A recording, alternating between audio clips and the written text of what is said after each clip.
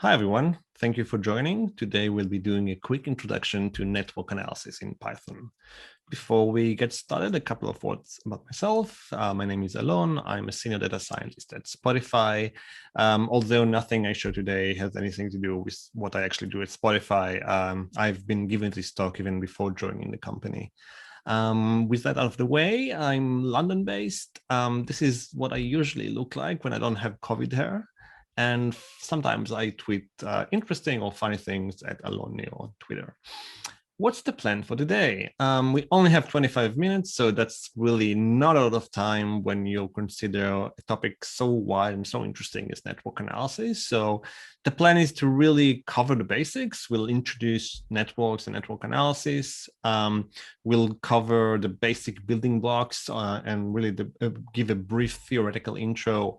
We'll then go into a Python environment and do some hands-on work and kind of introduce ourselves to kind of more complicated and interesting topics.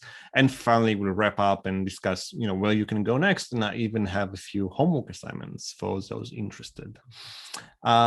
Just due to time constraints, what we are not going to do is touch on many interesting things there is to learn. Unfortunately, I could go on for hours talking about all sorts of interesting findings and applications of network analysis, but unfortunately, we don't have the time for that.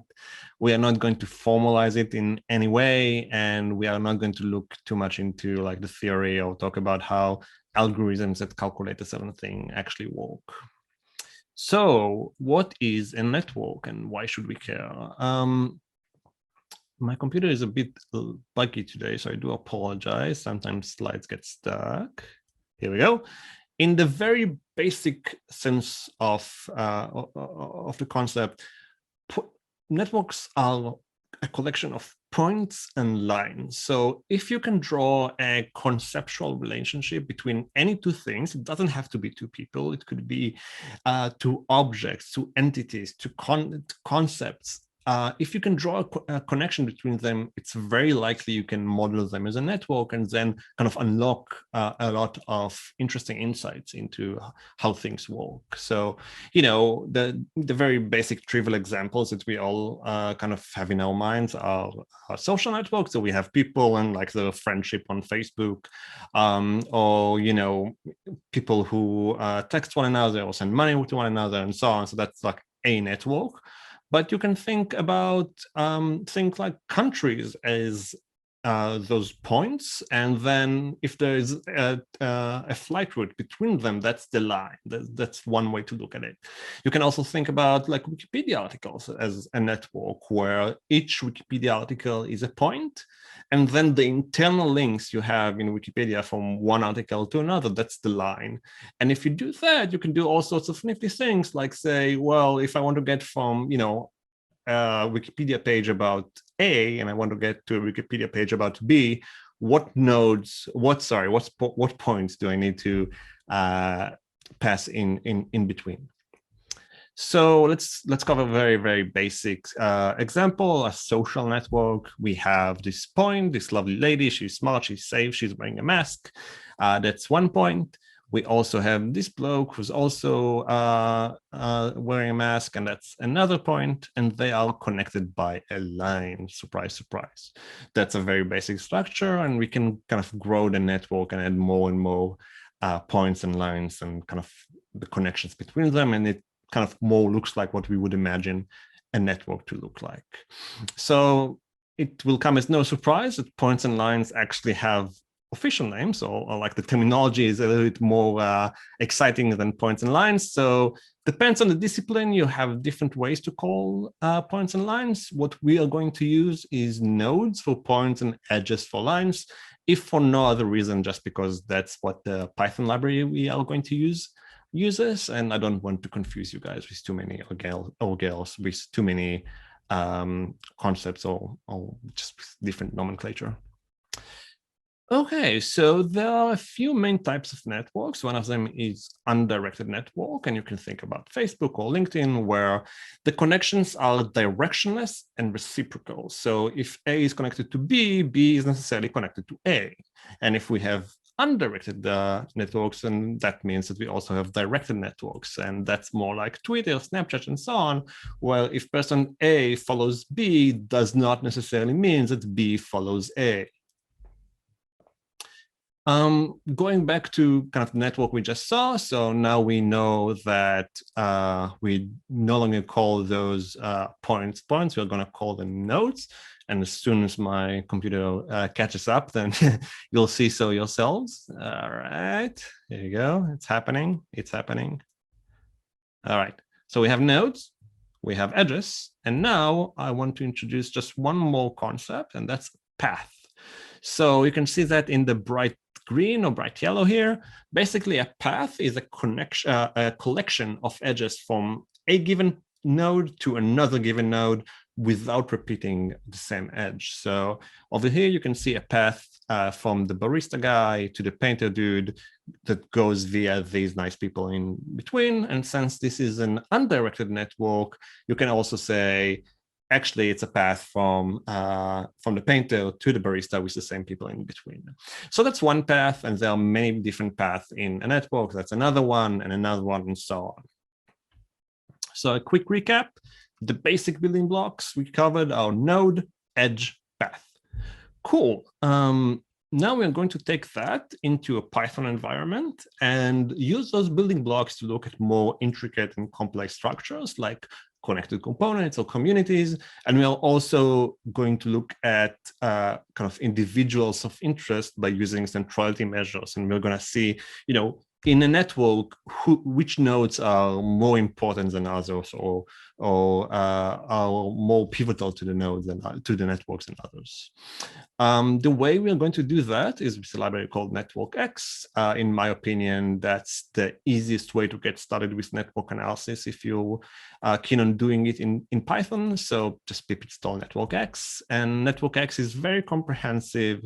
The API is friendly and easy to pick up, and kind of what you would expect if you've done any data science in Python, and the documentation is really good. On the shortcomings, it's not that great when you have like more than 1 million nodes in my experience, but that's kind of out of scope for now.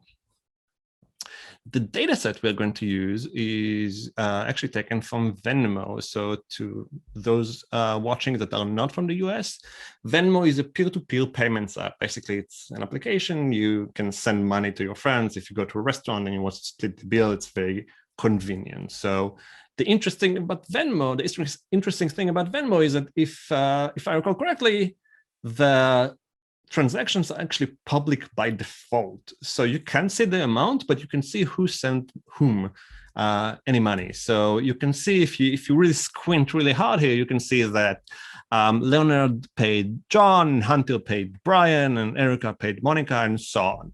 And we can represent that in a table in tabular form, which kind of makes sense. You would have a table with like the sender name or sender ID more likely, and the receiver name or receiver ID, and that's what it would look like. And that's fine. That's perfectly valid. You can do a lot of interesting things with that. You can group by, you can count and so on, and get some very valid and important high-level descriptive statistics about what's happening in the app.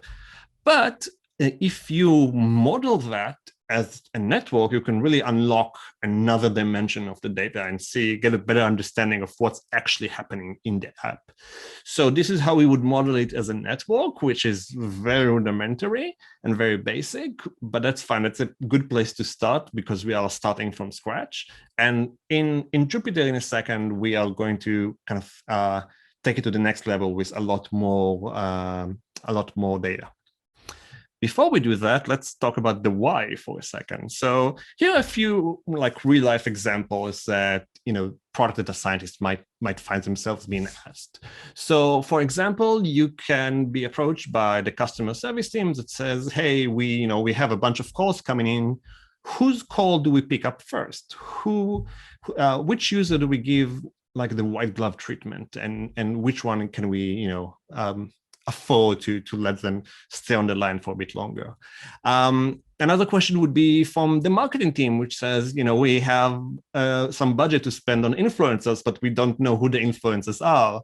The product team could want to look at the power users and see what they do in the app, or kind of maybe recruit them to be beta testers of a new release. The user research team could want to interview important nodes for usability studies or for product development. And also, another question that might come from kind of the business side of the operation, Venmo is a free app. There's no commission from sending money from one person to another. But what if businesses are making use of that and actually run their business through Venmo? That's interesting. Maybe we can charge them a commission because they're businesses, or give them a different product and so on. So that's a question from the business development team. And the spoiler alert here is that just because of time constraints, we actually won't answer that question. That's a homework assignment for you all. Cool. Let's switch to Jupyter and get started with actually doing some network analysis. So this is what we just saw. We are going to call a bunch of things. Most importantly, of course, is Networkx, and the convention is to import it as an X. And we are going to create our very first network by assigning the graph class to a variable G. Again, this is all conventions. And we have successfully created our first network in Python. So it's not a very exciting network because it has no nodes and no edges, but we did it. We made it happen. So let's recreate the network we saw here on the top.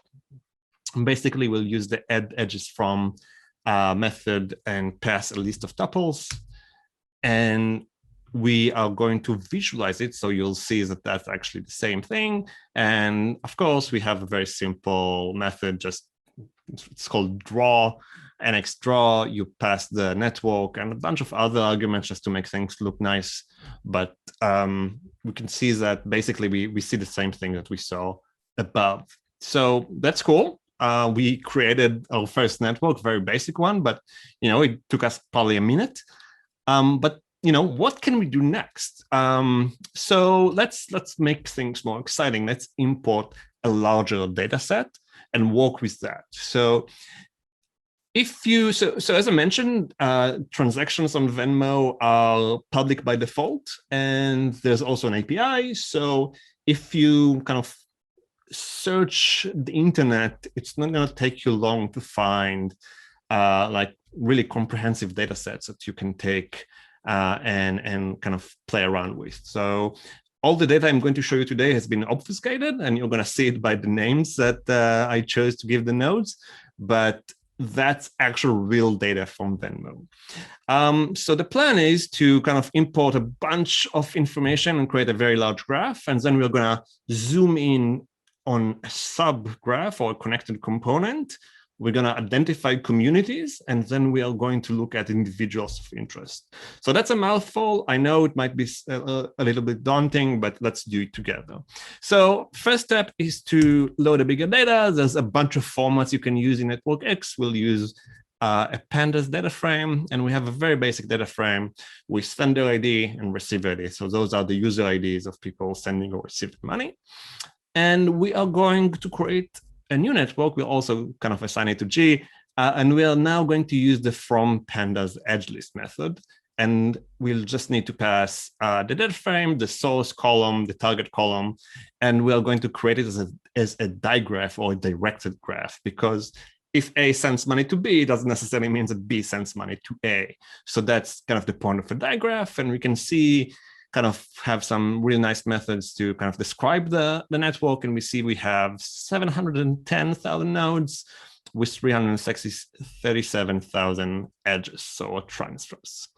Let's visualize it. And as I mentioned before, Networkx is not that great when it comes to like really big data sets. So this is what a visualization would look like, and it would take quite a while to generate. So fine. I mean, it did what we asked it to do. There are other ways to visualize large networks, but what I would rather do is to zoom in on a smaller group and kind of show you the intuition behind things kind of on a very local level. And then from that, I think you can build the intuition to kind of bigger picture and macro level analysis. So what we are going to do is we are going to identify connected components in that big data sets that we have. A connected component is a subset of the nodes from the big graph where there is a path from any two between any two nodes, and there is no path to any other node. So everything is self-contained. So what we saw earlier, this is one connected component. But if we take our magic scissors and sever the tie between the woman in the mask and the man in the mask, then we are going to have two separate connected components, because you can have a path between any two people here, and you can have a path between any two people here. It's not very exciting, but you cannot connect the two. So that's one connected component, and that's another. So we are going to use a method called weakly connected components. I'm not going to kind of, in the interest of time, tell you what's the difference between that and strongly connected components. But it runs and generates a bunch of connected components. And the biggest one is actually 18,360 person big. So that's a lot of people. And you probably don't know 18,000 people, but you are connected to them, which is really, really cool. So when it comes to money transfer, then maybe that's not super interesting. But let's think about it like maybe as a social network where you don't know 18,000 people, but if you share an idea, that idea could reach so many people. So that's very exciting. I have the benefit of giving this talk, so I'm going to actually cherry pick a connected component of interest. Basically, this is a list of user IDs that are all contained in one connected component I identified, and we are going to create a subgraph. A subgraph is basically, we take a bunch of nodes, we create a subgraph by saying, hey, for these nodes, we are asking Networkx, get me all the information you have, all the connections you have. I'm giving you nodes, you give me the structure. And we are going to create a subgraph, which is a subset of the supergraph, where it's all connected within. We're going to retain the information we have about edges and also attributes and stuff like that, but we haven't introduced attributes just yet. So we have 40 nodes, we have 78 edges. Cool, let's see what that looks like. It's going to take a second to load. And this is what it looks like, which is kind of a little bit more friendly than what we saw earlier with the big black blob. Cool. Next, we are going to add this with labels parameter and set it to true. And we are actually going to use add user IDs to the visualization, which is okay. Now it's useful. We know which user IDs these are, but it's not very personal. So we are going to add node attributes. So you have node attributes, you have edge attributes, which is basically more information about your nodes or edges. So in the case of nodes, for example, we can say, hey, I have a user ID, but I also have information about your first name and their gender, maybe, and all sorts of other interesting tidbits about each node that could be useful or interesting for the analysis. So I have that, and let's apply that to our graph. And we did just that with the set node attributes method. And for example, we can kind of zoom in on this user ID, and we see that indeed we kind of apply the attribute first name Amy, gender female, and so on. So that's really nice. When it comes to edge attributes, you can think about maybe the intensity of the relationship. So when it comes to money transfers, for example, A could send B $100 and A could send C $10. So it makes sense that we would want to kind of factor in the magnitude of that relationship. So you could argue that the relationship between A and B is 10 times stronger or more meaningful than the relationship between A and C. So for that, you would want edge attributes. And so you could kind of maybe give like a an attribute that shows the intensity of the relationship by, for example, using the monetary amount or maybe the number of transactions between them and so many other things. Cool. So, we can describe it. We can see the node attributes by calling get node attributes and asking for the specific attribute name. Cool. We are now going to visualize it with the actual names, which would be useful and friendly. All right, that's a little bit even more friendlier than before, And now let's see where we are. So we started off with like a large graph of 700,000 nodes. We identified connected components. We decided to zoom in on one connected component and create a subgraph from that. Now we're actually going to dive deeper and look at communities and individuals of interest. So communities are maybe similar in a sense to connected components, but not quite. So in one connected component, you could have multiple communities. And the idea of community is a bunch of nodes that have kind of a dense relationship. So you can think about it as like, you have your group of friends and another person, and that person has a group of friends, but your group of friends is not friendly with that person's group of friends. So as you can see in like what we saw earlier, in the example we saw earlier, it's fairly intuitive to say that these people have like a dense relationship between one another. Same goes on the left, but the relationship between the two is very weak. There's only one edge between them. So those are two different communities. We're actually going to use an external library to detect the communities. In the interest of time, I'm not going to dive deep into that. You can check out the documentation when I upload the talk to GitHub. We identified 5 communities, and now we are going to visualize our network by giving different communities different color. And you can see that it actually did a fairly good job at identifying communities, because we kind of think that, yeah, this is one distinct community, this is one distinct community, this one, and so on. So it did a fairly good job. Finally, we have our ask from our stakeholders to look into like nodes of interest, which node is more important or less important than the other. So there are naive ways to look at it, like the degree centrality, like if you are connected to more people, then you are more important. There's also kind of things that are more interesting, like between centrality and PageRank, and it really pains me that I don't have the time to explain how beautiful these centrality measures are.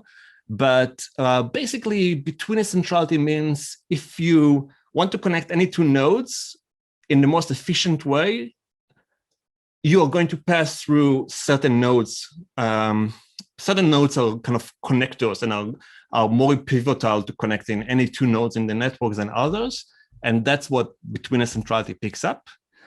So we can calculate it to every 2 nodes, and we can apply it to our network and kind of set the size of the node to be representative of the importance of that node in the network. So that's between us. Let's do PageRank, which is what Google uses to kind of find you relevant search results.